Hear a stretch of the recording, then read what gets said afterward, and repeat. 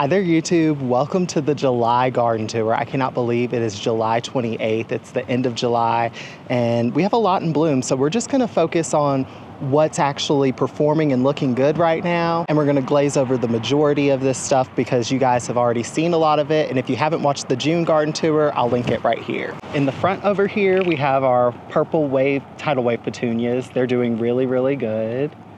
Lots of blooms on those. We have lots of different colored Nicotianas in bloom up here. This was the watercolor mix, so it's all different types of colors. We have our gladiolas starting to come up down here. We've got 1 sprout, 2 sprouts, 3 sprouts, 4 sprouts, 5 sprouts, 6 sprouts. There's tons of gladiolas coming up, so I'm super excited about that. Hopefully we'll get some blooms. Looks like we already have one starting to develop. And then I'm just gonna let him just go to all the Nicotianas and kind of show you all the different colors we have in the bed. So there's this deep red, light pink, kind of purpley color. There's this lime color, which is probably my favorite color in the mix. It just looks like sparkles from the living room window. More of the lime ones. These even look more lime because I think that they're in more sun, which is really, really neat. Like that definitely is just glowing. It almost looks like it's glowing in the light. And I think that's all of the colors in Nicotiana, at least up here. And then the center bed is starting to look pretty good. It still looks a little messy to me, and I'm really excited to put in those hydrangeas I purchased for this area. But the gomphrena is so, so cute. There's white gomphrena and purple gomphrena, pink gomphrena. And I think them all together look so good and like kind of cheerful. They just look really, really different than everything else. And then all of the petunias are starting to perform. We have the silver tidal wave, the purple tidal wave, burgundy star tidal wave. Yeah, just the extras that we had left over after planting up the containers. We threw in here and it's doing okay. I wish it was a little bit fuller, but next year I won't have to worry about that, and I won't have to worry about that for any years to come because this is just gonna be packed out with hydrangeas, which I think is gonna be so pretty. Ooh, the Sahara Rebecchias. I grew this from seed. Look at that. Look how doubled that is. I literally love it so much, and there's another one starting to come in right there. And then with the Sahara Rebecchias, which are just now starting to come in, we have over here the Prairie Sun Rebecchia. I almost forgot the name. It's a yellow with a little green eye. And it kind of has like a bicolored yellowness to it, which almost makes it look like a sun is in the center. So I guess I get why it's called Prairie Sun. I literally just got that. Okay, I think that's it for this front bed. We're gonna go to this corner side of this bed right now. We have a lot of milkweed going. I love the milkweed. I started off with just one milkweed plant right here. And literally they just dropped seed, and now I have four large milk plants right here. And then we have the tidal wave purple petunias going around the corner, looking good. One looks even more lime, particularly the backs of it. Look at this Nicotiana. We also have our foxgloves right here. These are peach Dalmatian foxgloves, and they're just now starting to go for it. I'm hoping that they'll get a lot taller because they're supposed to, but they are really, really pretty. I love the color. It's like so pale, and it goes from like a deep saturation to like super light, and I love the spots on the inside of each of the flowers. And just a little highlight on the boxwoods because they look so good. Look at all this new growth on them. That one looks great. This one looks great. And this one looks, well, that one's got spider webs in it. Oh, but there's an actual spider there, so that's not spider mites. Good. Whew. They look so, so good, so healthy. Nice new growth. I'm so excited about this.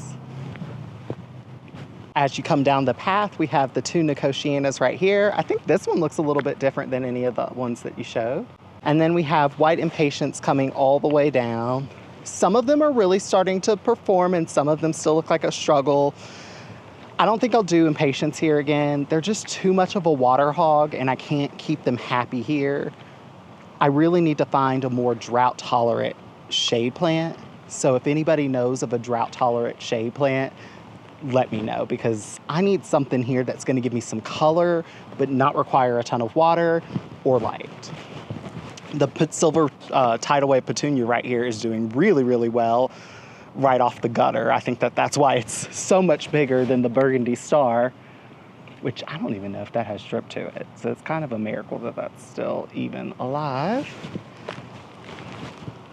If we go over here, we have this hosta that looks really, really pretty. I actually like those hosta blooms. Those are really pretty, that pale purple. And what I'm really excited about is this Limelight hydrangea, which I grew from a landscape plug, and this is its 3rd year in the ground, and look how big those blooms are. And I love the chartreuse color of them.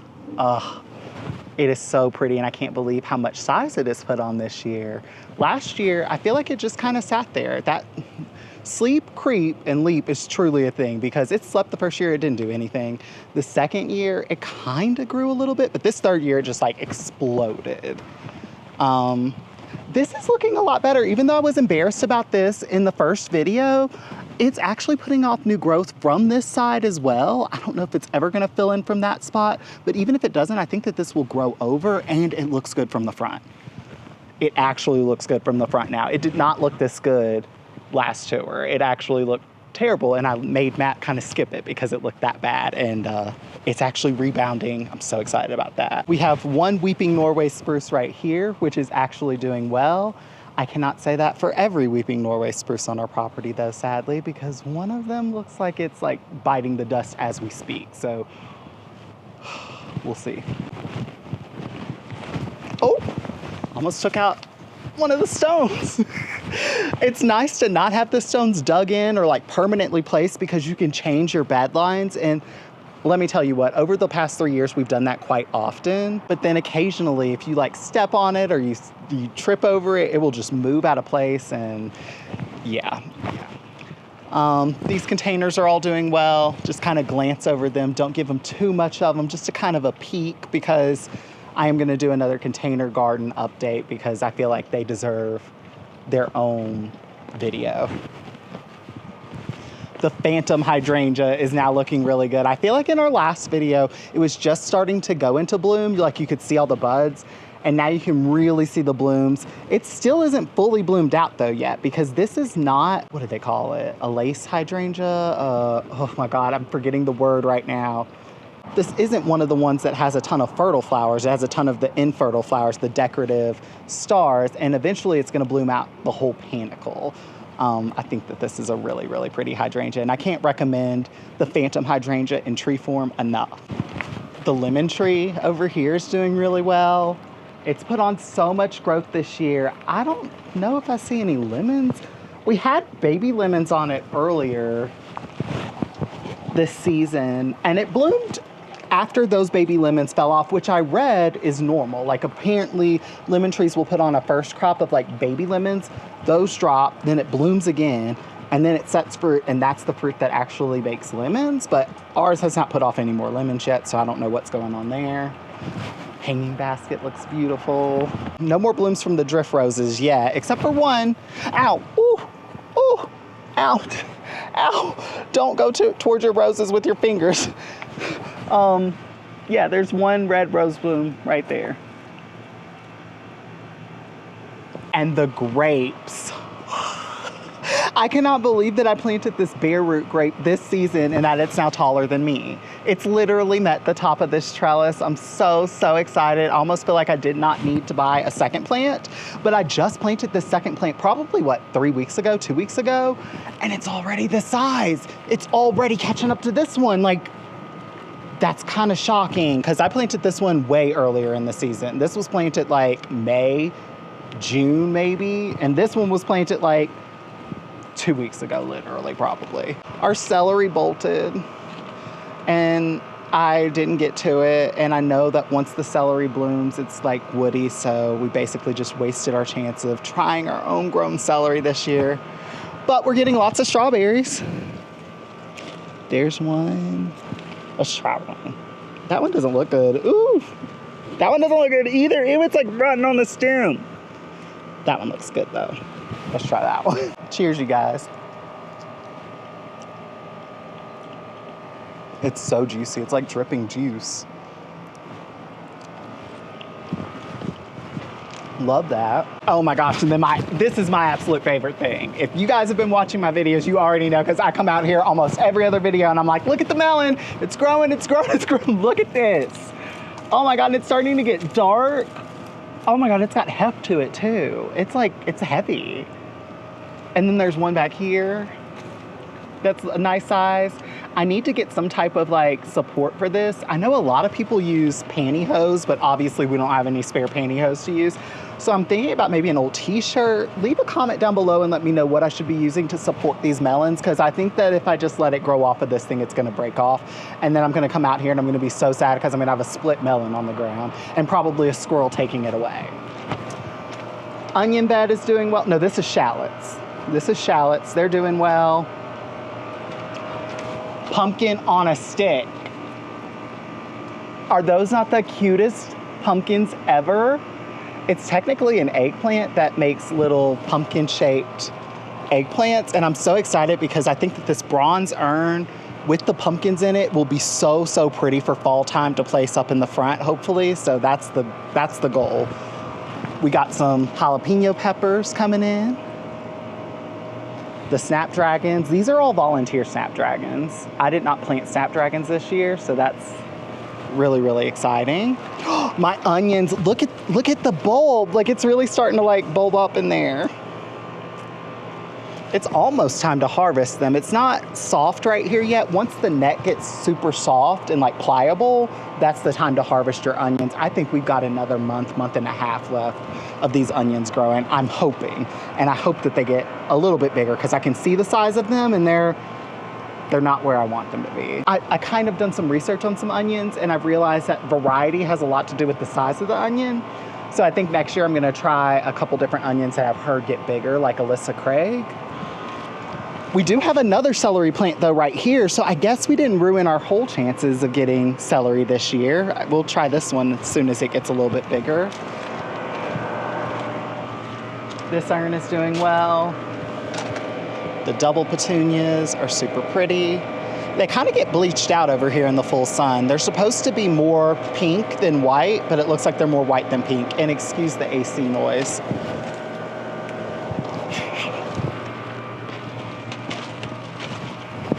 Bolted lettuce. I think we didn't take this down because I was like, maybe we can use this for a fall container, but I don't know. I think it's gonna be ugly by then. We'll see. Holly, still looking like a holly, hasn't done much.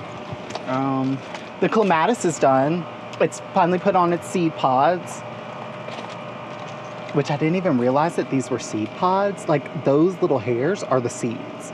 So this will dry, and then I'm gonna harvest the seeds and see if I can grow more Princess Kate clematises, because you can never have too many clematis to like grow up a tree, up a shrub. It just adds a second bloom to anything. Oh yeah, and I wanted to highlight the volunteer pumpkin squash, whatever plant this is, because we still don't know what this is, but it's going and it's blooming. So hopefully we get some type of fruit off of it. Matt thinks it's like an acorn squash, but I don't know. I don't know how you would tell at this point. There's coleus over here. They're doing pretty well. We have the spot where I hit the sprinkler during a video. Still haven't repaired that. It's just sitting here. Oh, I need to give those salvia some water actually too. I planted them and there's not drip over here for them, so. These look really, really good. These foxgloves, these look better than the ones in the front. They're a little bit taller, a little bit fuller, a little bit bigger. I'm super excited, and there's one back there. Tons of buds on our hibiscus plant. This is the Luna variety, and it's white with a red center. We have a couple of petunias dotted throughout this side of the bed that are starting to bloom. We have a nice stand of day and night snapdragons. Those are perennial snapdragons. And I'm so impressed that they're blooming again. I cut them back really early and they're really fleshing out again for us. We have a little bit of larkspur right here still in bloom. Calendula just going for it and taking over the world. My dappled willow put off a lot of new growth this year. Okay, here's my question though. Why is it not variegated at the top? Does it get its variegation later on? It kind of looks like it has a little bit of spotting in there on the leaf, but I don't know if I'm just being optimistic. It looks mostly green, and the bottom is like super variegated. Like, look at those leaves. I don't know if that just develops with a little bit of age on the leaf or what. We have our volunteer sunflowers right here. And then behind the sunflowers, which wasn't the best design move, but we didn't design it, the squirrels planted that, we have a Limelight hydrangea back here. This was planted this year from a 3-gallon pot, and it looks like it's been here for a while. I'm really excited about it. Because, I mean, the other one has been in the ground for 3 years, and I think that this one already looks bigger. More petunias. Oh, and this penstemon, the cutleaf penstemon finally bloomed. These are so pretty too. They're like a magenta pink color. More petunias. There's a couple of daisies kind of holding on, but I cut those back. They looked really spent and probably need to cut them completely back. More petunias down this little swoop. And then the Roseanne geranium. Oh my God, this is so, so pretty to me. I think this is one of my favorite colors in the garden so far. It is like ultraviolet, but like on the lighter side, and it almost has like an iridescentness to it. It is so pretty, and I love how it's just sprawling around and climbing up into other perennials. Like, it looks like the smoke bush is blooming because it's climbed up in there. Then on this side, another petunia. We have oregano right here. This is beautiful. I mean, ideally you wouldn't let it go to flower because you would be harvesting the oregano and using it. But I mean, if you do let it go, it's gorgeous and it lasts so long in the garden. Like, this has been in bloom for a while and it's just looked amazing. The sage looks great. I'm telling you, if anybody wants like an herb to plant in your garden and look good, this sage is beautiful. This blue-green color, it's looked healthy the entire season, no pests at all, and you can eat it if you want to. So we have more of that oregano. Oh, the butterfly bush topiary. It's finally starting to bloom. We planted this year together in a video. The containers right here. What I am learning about gardening is that no two containers will ever look the same. And it really bothers me, but I'm just gonna let it go. That one looks so sad. I just want to take the pot away and just act like there's not even a pot there. I'm not even gonna lie. There's one in the back too that's doing the same exact thing, and it's because I even mentioned it in a video. I was like, oh, I feel like this line is low pressure. I need to like change the drip out, and guess who did not change the drip out? And that planter is dying before my eyes, and I don't have the motivation to do anything about it because it's literally the end of July and there's no point. This right here is depressing. Let's just go ahead and just get this out of the way. Wow. Have you ever seen something that looked more sad? It looks like Charlie Brown's Christmas tree rejected. Like, I can't believe it looks so bad. And it looked so good this season. I think it's still got life in it because there's some, oh. I literally was like, well, it looks a little bit lighter. It looks a little bit fresher towards the end. Maybe that's alive. No, it's dead. It's definitely dead. And, you know, I'm kind of okay with it because I just planted it there because we had an urn here and it sat in that urn all winter time and it looked so pretty. And out of every single tree that we put in containers, this one put on the most growth. So I was like, oh, it likes this spot. Let's just put it in this spot. But even in hindsight, it wasn't the best spot for the tree anyways, because we have this dwarf Alberta spruce here, and eventually this would have taken over the space, and that wouldn't really have had the space that it needs. And this is doing so well. It's so soft and has so much new growth on it. And it's been in the ground 2 years, so I think it will do, and it's doing well without drip. I don't really ever water this thing. We have our phlox right here. These are doing really good. I want to say these are called Sweet Summer Romance, maybe. It's something like that. They're by Monrovia. They're really, really pretty. I wonder if they smell. Oh my God, they smell so good. They smell really, really good. Matt, have you smelled those? Smell it, smell it.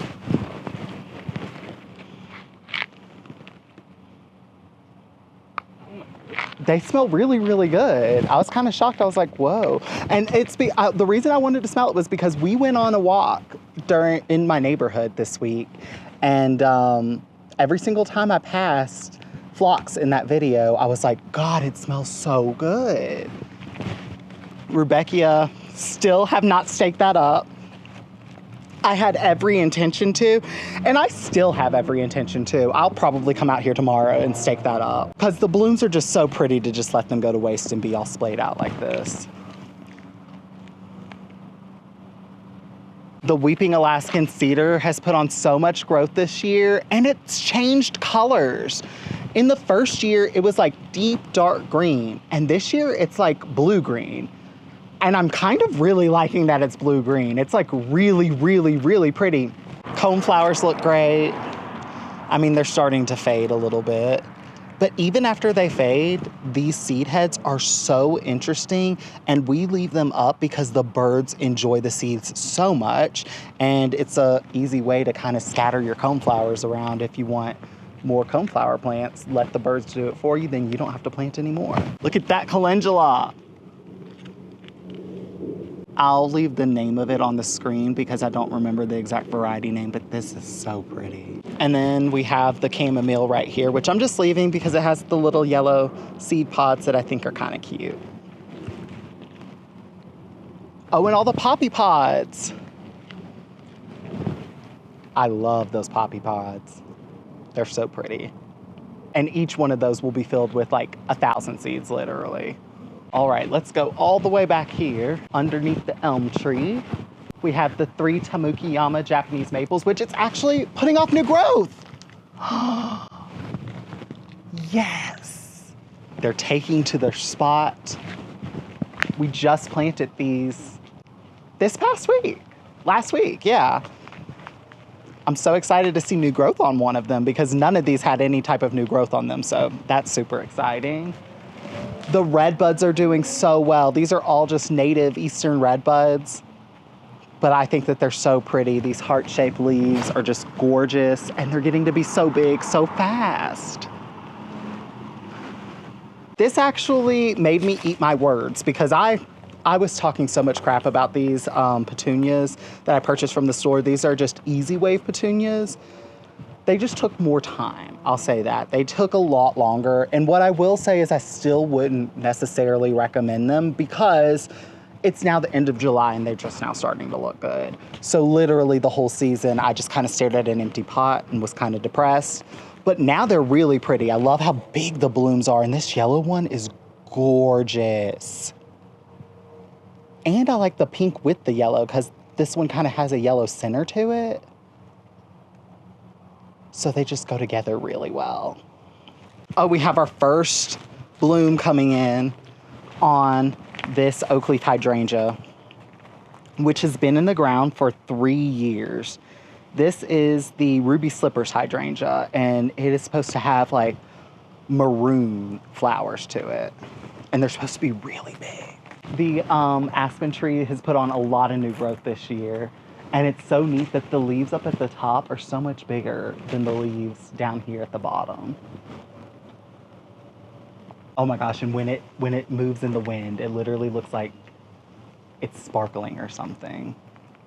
And then let's do the health strip. This time, the baskets don't look depressing. They have recovered. I told you guys they would recover. With consistent water, petunias can look really, really bad without consistent water very quickly. And the minute you give them water, they will recover so long as you cut them back. And this is the result. It's not a super full pot. This would have been twice as full if it did not have to rebound. But I'm just glad to have some color over here. You know what I mean? The Rudbeckias still look good. I meant to cut some of these back because they're just now starting to look spent in some of the areas, but I forgot to. I literally mentioned it in the cutting back perennials video. I was like, I need to deadhead that, and then I walked right by it when I was actually doing the action. This is just starting to bloom. This is the Agastache hummingbird mint, and it's raspberry daiquiri. And it smells like mint. It actually produced a nice big clump. The Veronica is still halfway in bloom, but I can't cut it back because look at that. The bees love it so much. Out of anything in our yard, I would say the Veronica and the sedums, when they're in bloom, have the absolute most bees on them, truly. Look at this weird coneflower. What is it doing? Why is that one like that? If anybody knows why, leave a comment down below. And it did it twice. It looks kind of weird. I don't like it. And it's on the same, it's the same plant as this one. So it's like, it's not like this is a different plant. I don't know. Just like mutated. My Baptisia is starting to get really big over here. This was like literally just a seedling in the ground this year, and it's gotten so big. I'm so excited about that. Oh, we have our first bloom of this hollyhock. That one's really pretty. I don't feel like we had that one last year. I don't know where this has come from, but this is gorgeous. And then it looks like we have a peachy one. Here's a better bloom. The seed heads on this blue fescue grass is gorgeous. I'm so excited to see this in the fall. I think that it's gonna turn into something really pretty, and that I'm not even gonna have to cut it back, which is amazing. The Arborvitae is doing so well this year. We put those in from like quart containers, literally. They were so small, they were like sticks. And both of us kind of over the years have been debating replacing them because they've looked ugly over here for 3 years. And then this year, they finally look like an Arborvitae that I would have purchased at the store for full price. So I'm kind of excited about that. We have another hollyhock, kind of a rosy colored one here. We have Colorado Yarrow mix right here, which is like pinks, whites. There's some pale peaches in there, lots of baby pink. There's a sedum down here that blooms in a pink color as well. It was supposed to be more of a red color. I don't know why it's blooming pink, but I'm okay with that. And it's gotten to be so big. This was literally just one little plant that I grew from seed. Or no, I didn't grow that from seed. Did I? I did. I totally forgot about that. We have the flamethrower red bud that's looking really good. It's starting to put on its green leaves before it eventually puts on its autumn color and then sheds its leaves. This is the color of the new leaf, which is so pretty. We get so many questions about this tree. I love it so much. It's probably my favorite thing that we've added to the landscape. I'm not even gonna lie. The salvia is blooming for the second time because we cut that back, and it's really flushing back out with a lot of blooms. There's just a random petunia right here in bloom. Oh my God, there's something back there. Something was crawling. I don't know what it is, but there's something back there. I hear it. Don't you hear it? It's a snake. It is. Look at the snake at the back of the fence. Look at it. Look, it's right there. Oh, it is. It's got like an orange back. Where it went. So I'm like, I don't. Yeah, I don't want to be over there. Only the second time we've seen a snake at our property, and the first time that I saw a snake was literally when we were touring the property. There was a snake, and the realtor literally threw it over the neighbor's fence. It was just a little gardener snake, but it freaked me out, and I almost didn't purchase this house because there was a snake here, and now I'm like, oh my God, another snake. Great. Rudbeckia, I'm just glad I heard it. Matt didn't hear anything, and I was like, don't you hear that? Don't you hear it? Like, it sounded like something way bigger than that wasn't a small snake, though.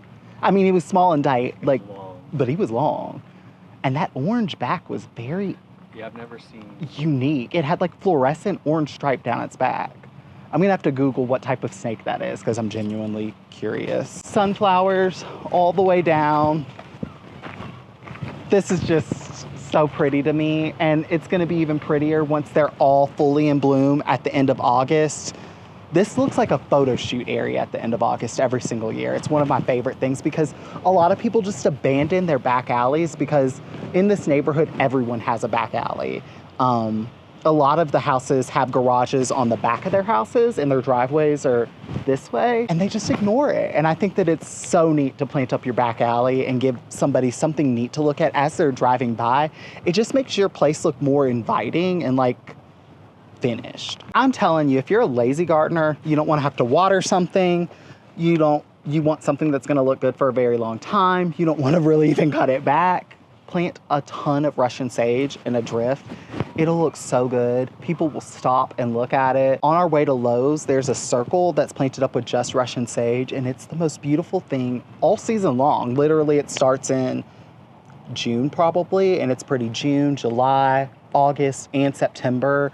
Sometimes even going on into October if the weather is right. Like more of that Russian sage looking beautiful. The catmint is in bloom. It's almost out of bloom. I really need to cut it back because I think we would get a second flush out of it if I cut it back right about now. And then we have a couple pumpkin plants back here that are just now starting to vine off. I don't see any pumpkins yet, but it's early for them because we kind of put them in a little bit later than what we probably should have. So we'll see. Oh, look at the neighbor's cosmos. I don't have any cosmos, so this will be our little cosmo entry. So pretty.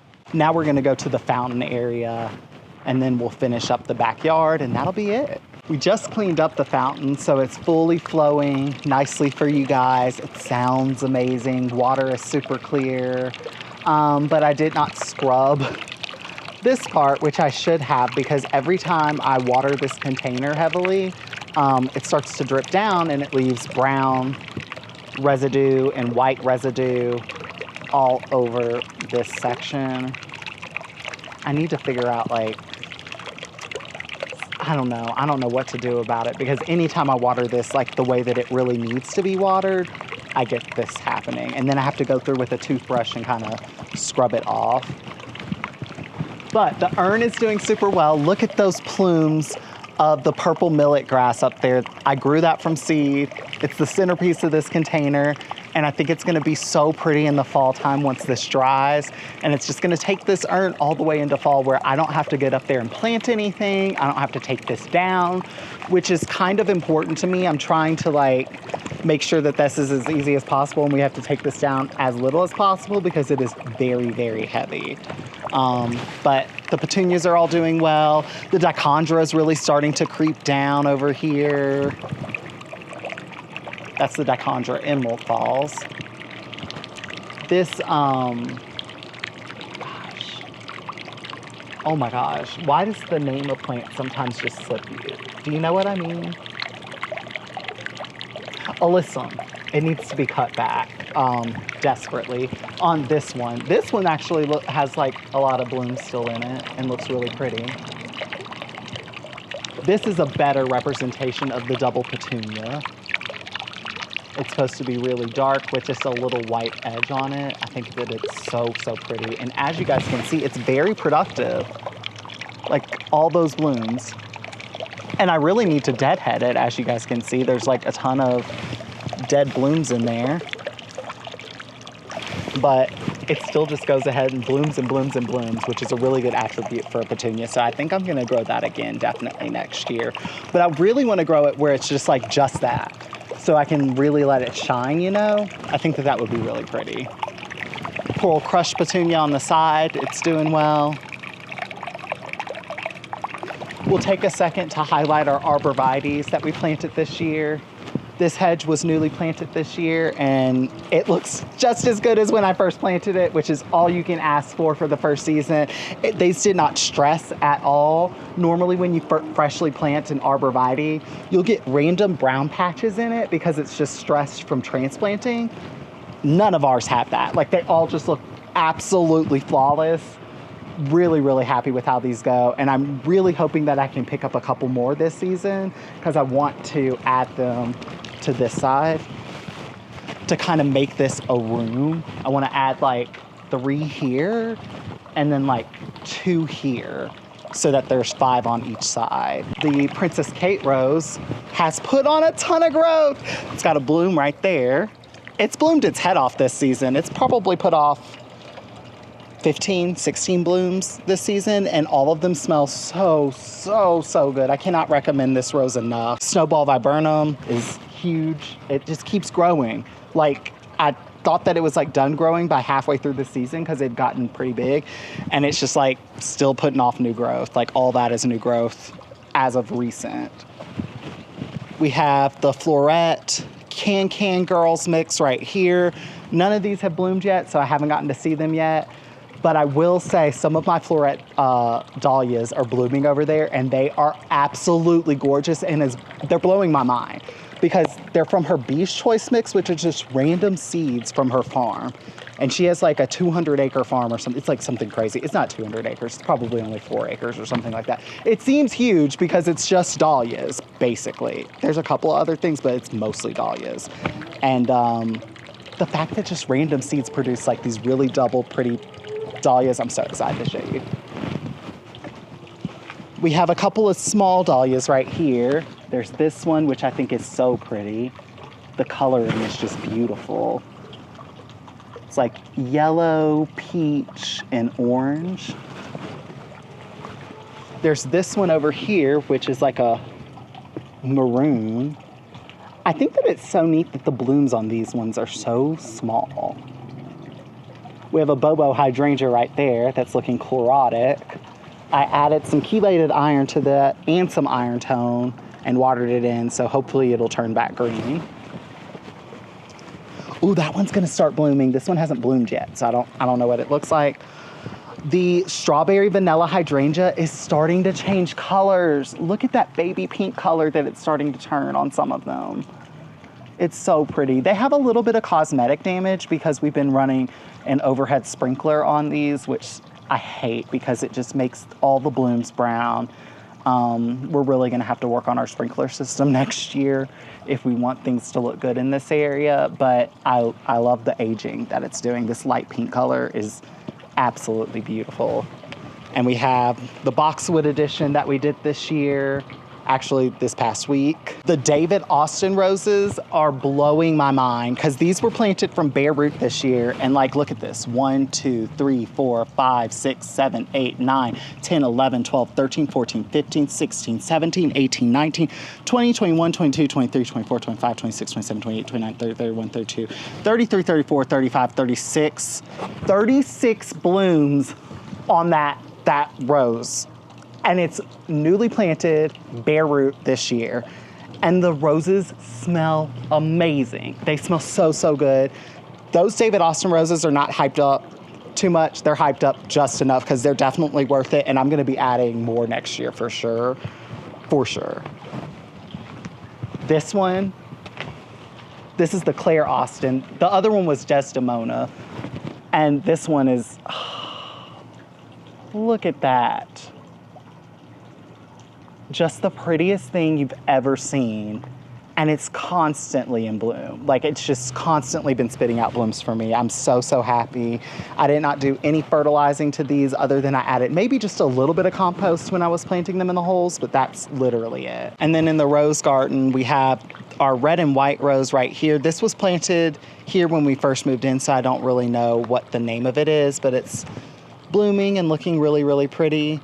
Our large red rose is in bloom again for the second time this season, I think.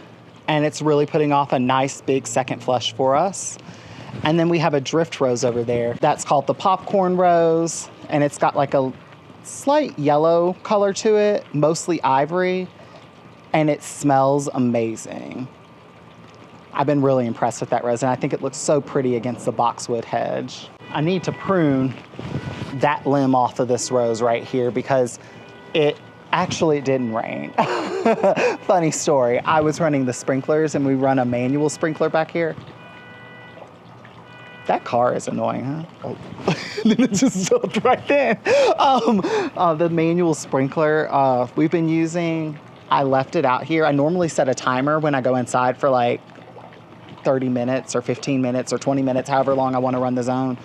I forgot to run the timer, and I literally edited a video, posted it, came back out here to let the dogs out 3 hours later, and it was just still running. So this area has got 3 hours of water this week, so it's looking really green and good. The Colorado blue spruces look amazing still. Daylilies over here. Let's talk about it. So they were all supposed to be this pale pink color, Matastrovka or whatever it is. It's a Russian name. I don't know how to say it. But some of them look like this, which they're pretty. They're just not pretty together. I just don't feel like that's pretty together. I feel like this would be pretty with something else light, but these two together are just clashing for me. I don't like it, so I think I'm gonna have to move these somewhere else because I don't like it. The Eden climbing rose is tall too. All of the climbing roses have put off a lot of new growth this year. This is their second or third year in the ground, depending on which rose it is. We kind of had to replace a couple. This rose right here, I'm gonna have to put the name of it on the screen, and this petal or this bloom does not look very good because it's aged. Oh, this is called the Tangerine Dream Rose. It's an arbor rose from Cortez. And even though that one's aged, it still smells so, so good. And I've been really impressed because I planted a Crown Princess Margarita. Oh my gosh, there's a spider web right there that I almost stepped into. Look at that big spider. Oh my gosh. I literally almost stepped into that web. Like, I was so close. I saw it out in my peripheral vision and was like, no, no, no. So I've avoided basically a big deadly spider and a snake today. You guys need to leave a comment down below and thank me for doing this video because apparently I'm like risking my life to do it. But the Crown Princess Margarita right here, it's blooming this year. It's an orange rose. Those looked good just today. Literally, those bloomed literally today and they already looked aged. That's a little sad, I'm not gonna lie. But what was really exciting about it was that they actually looked very similar. They were very cohesive colors. You almost wouldn't know that it was a different rose. Like, they kind of have different structures, but the coloring is so similar that I think that this is gonna make a beautiful tangerine orange rose arch one day. And then the Dahlia field. Look how tall they are, you guys. Like, I'm gonna have to put footage of the Dahlia field when it was still growing because this is kind of shocking me, like how big they got. I'm so excited. This was supposed to be Cafe au lait. Obviously it's not. Cafe au lait is a creamy white dahlia that's supposed to be a dinner plate size. It's supposed to be big like this, but all of my Cafe au laits look just like this. Some red dahlia, I don't know. I have a conspiracy that because Cafe au lait dahlias are the #1 selling dahlias, that some of these sellers just put dinner plate style dahlias in the Cafe au lait bags because they know that they're gonna sell the Cafe au laits, or that the stores want more of them because it's the #1 selling dahlia. And I think that's why this is the second year in a row I've purchased a Cafe au lait dahlia and it wasn't right. So that's my conspiracy. And if the third year I don't get Cafe au lait dahlias after ordering Cafe au lait dahlias, I'm just gonna confirm it and be like, that's a thing. Like, if you order Cafe au lait dahlias, you probably aren't gonna get Cafe au lait. And this is from different places. This is not from the same store. So I don't know. We have Kevin's Floodlight. There's one that looks really good.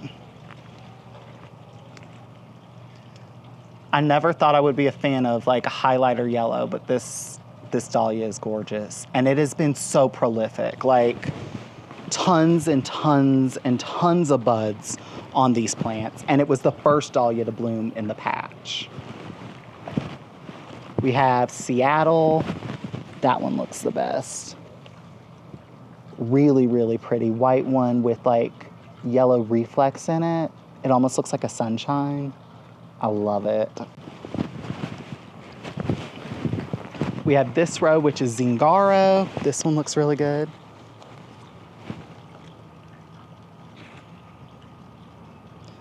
This one has been really prolific too, I'll say. Like, it has tons and tons of buds on the plant. I need to stake it up. It looks like it's flopped over right there. Oh, this one is the one that was really impressing me. This one is from the Bee's Choice Mix. Look how doubled and how pretty that is and how creamy. I absolutely love it. I think that this is gonna be gorgeous when it fully opens. Definitely gonna save tubers from this. And then there's one over here that has been one of my favorites too, because I feel like it just looks like a sunset. This bloom is aged quite a bit, so don't judge it based off of the age, but judge it based off the color. Gorgeous. It looks like a sunset, and this was from the watercolor mix of dahlias that I got from Select Seeds. That's pretty much all of the ones that are really good looking in bloom right now. Oh, I do want to show you my pride and joy over here. This is the prettiest hydrangea that I have in my landscape. If I were going to recommend one hydrangea to anybody, I'd say the Incredible Hydrangea. I think that the mop heads are so dynamic, so big, so pretty. This does not flop. It does not flop at all. It can be a hailstorm. It can be lots of wind. It can be tons of rain. And these things stand up straight and look amazing the entire time. I have more of these coming. I have 2 more to go on this side and 2 more to go on that side, so that this will be a hedge of 7 hydrangeas in the end, which I think is just going to be so dynamic, because that's going to more than double this, because this is only 3 plants. I'm really, really excited about it. Look, Matt, we have our first ripe blackberries. We've got to come out here and do a blackberry harvest. Oh my gosh, that is so exciting. All right, let's try one. Cheers. Oh my God. Here you go. That is so good. They're so sweet. That's really, really good. And we have so many on this plant. We're gonna have tons of blackberries. I cannot wait to make all different types of blackberry desserts, eat blackberries, do blackberry smoothies. I'm really, really excited about it. This is its 3rd year in the ground, so that's probably why it's giving us so many berries this year. We have tons of, oh wait, no, let's talk about that window box. It looks gorgeous. Tidal Wave Coral Crush. I have not deadheaded that once, and it just keeps blooming. Yes, you can see the spent blooms, but because of how bright the existing blooms are, I feel like you don't really notice them as much when you look at it. And then our peach tree. Tons of peaches. Like, we have so many peaches in this. I'm really, really excited about this. I've got to figure out a way to protect the peaches once they start to ripen, because I thought about organza bags, but I've read online that they don't work very well, particularly against squirrels. So I need to find something that I can put these fruits in to keep the squirrels from eating them, because they will literally eat every single one of these peaches. I know my squirrels. My squirrels are hungry. Our blueberry plant put off blueberries for the first time. This plant has been in this yard for 3 years, and it was planted over there. We transplanted it this year. I thought, is it gonna live? Because it doesn't look that great. There's not very many leaves on it. And then it just put off blueberries. And they're getting bigger, like they're actually taking. I'm really, really excited about that. We've been trying to grow blueberries for years, you guys. So that's really exciting. The marigold containers look really good. The hanging basket of the coral crushes looks great over here. And we have tons of pears in this tree. Here's one right here. They're almost right. They might be close. They're really close. They're getting big. These are like little baby pears. When we moved in, they told me that they were plums, but they taste like a pear, and they have a super crisp fruit. So I think that they're baby pears, and I've been calling it a pear tree for years. So I think that this is pear. Let's go back this way, and I'll show you guys the embarrassment, which is this bed. I cleaned this out completely. It looked like this right before the garden tour last time, and I cleaned it up because I was like, I want it to look good for you guys. This garden tour, I did not go around or pull weeds. So if you see weeds, they're there. If you see things that need to be done, like some edging or mulching or anything, I didn't do anything for this garden tour. We just came out here and I just wanted to show you guys what our working garden looks like, because it's not perfect all the time. Like, this happens, and you know, I could have stayed on top of this. There's a number of things I could have done to make this not be this case. But honestly, I wasn't really invested with it. I really don't think I want a garden bed back here. I don't think it really makes sense. There's not like tons of sun back here. It's really sheltered. We've grown so many different things back here and nothing really does amazing other than green beans we've done back here, and they were pretty productive. But everything else I put in this bed, it does not do well.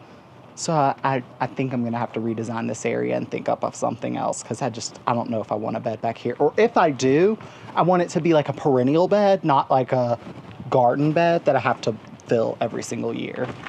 The longer that we're in this property, the more that I'm realizing every single pot that I put in here, every single bed that I put in is just something that I have to fill every single year. So now I'm trying to be really cautious about like things that I'm gonna have to do every single year, because it's a lot of work to fill all these containers and stuff. And it's expensive. Like, it can get to be expensive.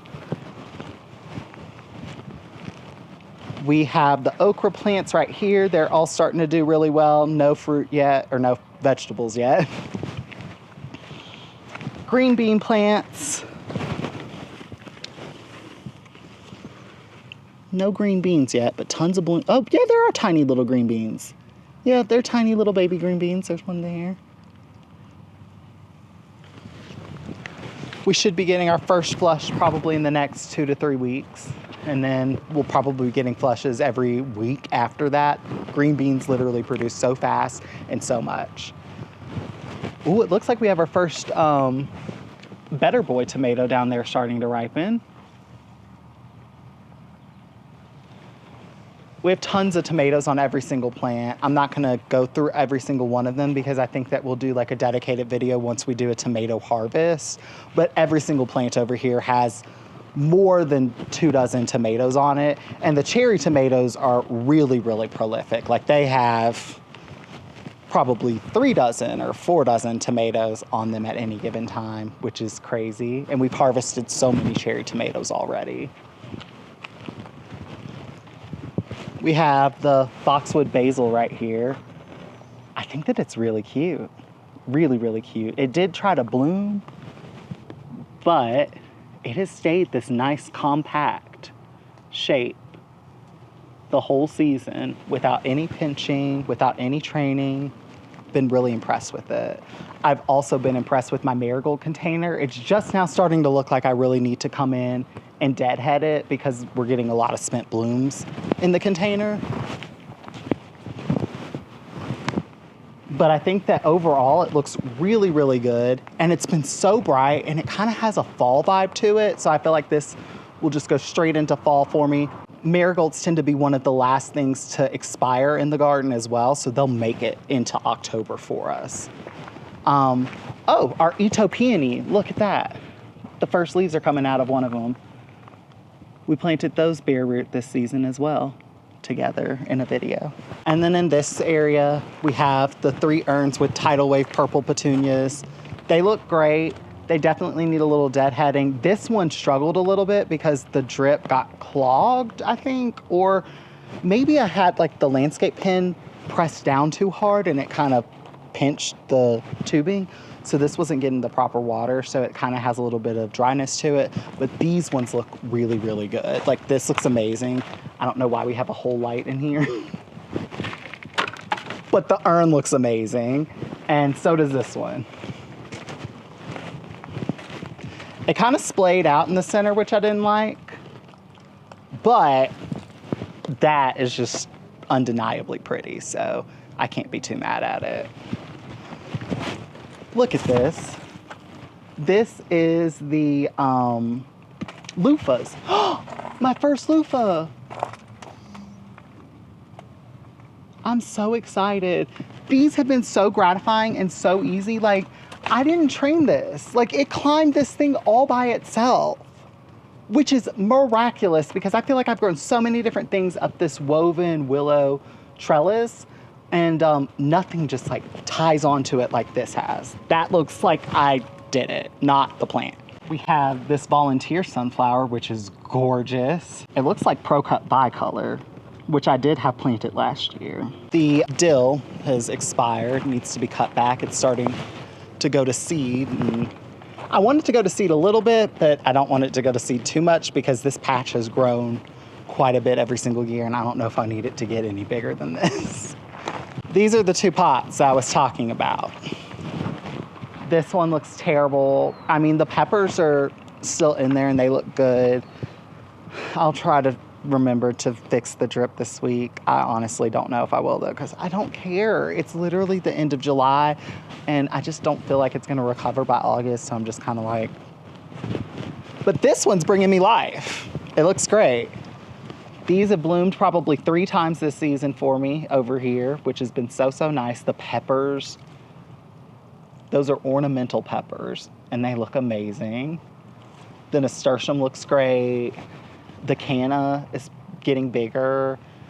The elephant ear is still putting off new leaves. So I'm happy with that container. And these columnar apple trees look really good. They've looked good the entire season. Purple straw flower right here. It's my first year growing this color and I think that they're so pretty. And they sound like straw. People find that to be so neat. And they're basically an everlasting flower, so they will dry and look exactly like this. Cinderella lilac, zinnias.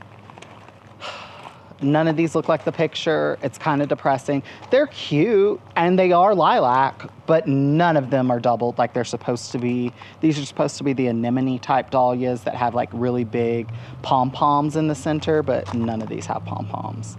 I feel a little robbed by that, I'm not gonna lie. I got those from Select Seed and I'm not happy. I'm really disappointed actually, because they sold them as this like special variety and they were, I think $6 a packet, and for none of them to look right is kind of like a little unacceptable. I'm sorry. Emerald tassels amaranth. Oh, there's a spider right there. Look how long. Look how long that tassel is.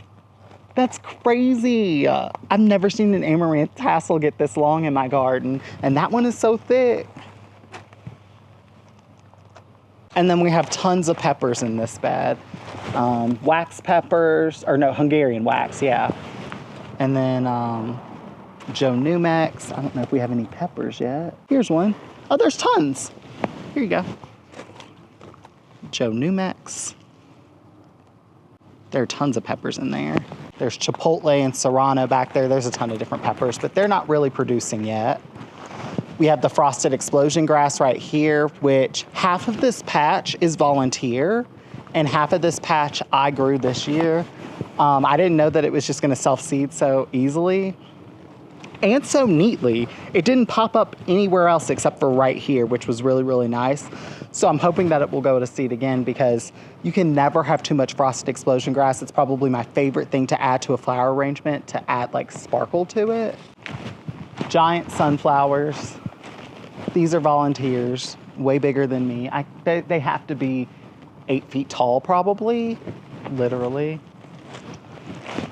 These are the floret zinnias, the Alpenglow, and I will say, even just this week, when they first started to bloom, I was like, I don't know if they really look like the pictures, but this one actually is starting to look a little bit more like the pictures. It's doubled, it has a nice linen color, it's bicolored, it has like a purple in the center and it goes to this orange color. The back petals are lime green, which is exactly what she advertised. It's got orange in the center and a linen color on the outside, and it looks similar to the picture as well. So I think that over time, these may look like the pictures, because normally with zinnias, the first couple blooms are a little scraggly, and then if they're gonna get doubled, they get more doubled as the plant matures. So I'm feeling pretty good about these. I think that they're gonna look good, and I'm excited about that because those seeds were expensive, and I was a little afraid for her. I was like, that doesn't look like the pictures, and people are gonna be complaining. Wisteria has gotten huge, has not bloomed for me at all this season, and I'm so disappointed about it because I pruned this thing at the appropriate time. There's a whole like pruning schedule to Wisteria, and I actually did it this year for the first time, thinking that I would promote blooming, and all it did was promote ton of growth. Like it just exploded with growth. This has to be twice the size that it was last year. I don't know, it's still pretty though. It's nice to have something crawling on the fence. It does soften the fence, so even if it never blooms, it's kind of okay, but I really want the blooms. This Colorado blue spruce is looking very similar to that Weeping Norway spruce. It's got lots of brown in there. Needles are dropping.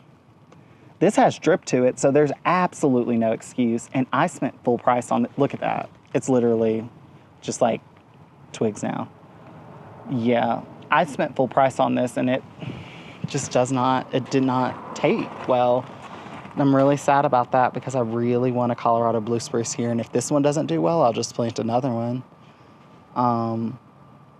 But I might have to get a refund for this one, sadly, because it's really not looking. I'm going to try to limp it along and see if it will just recover. Maybe it's just transplant shock, but this looks a little bit more than transplant shock because it's kind of throughout the entire plant. So I don't know. We have tons of squash over here. We're going to be harvesting this week. We probably should have already harvested some of this. It's starting to get a little warty. Yeah. But there is some fresh squash over there to harvest. And there's a massive zucchini. Do you see that? Let's go look at that. My goodness gracious. I don't think I've ever seen a zucchini that big. We've never grown one that big. It looks so good. So we'll definitely be doing some harvesting. And the warty ones won't be an entire waste because we kind of like to use them in fall decorations. They look really, really pretty with pumpkins and stuff. Wait, is that it? That's it. Thank you guys so much for watching this video. If you like it, give it a thumbs up. Leave a comment down below. Let me know what you think about the tour. Oh yeah, look at this. This sedum is the one that the bees love. Normally there are bees all over it, but now it's sunset and the bees have pretty much gone to bed. And the sun is literally setting. Like, look at the sky. It looks so pretty. But thank you guys so much for watching, and I'll see you guys around for whatever video I come up with for next time. Bye guys.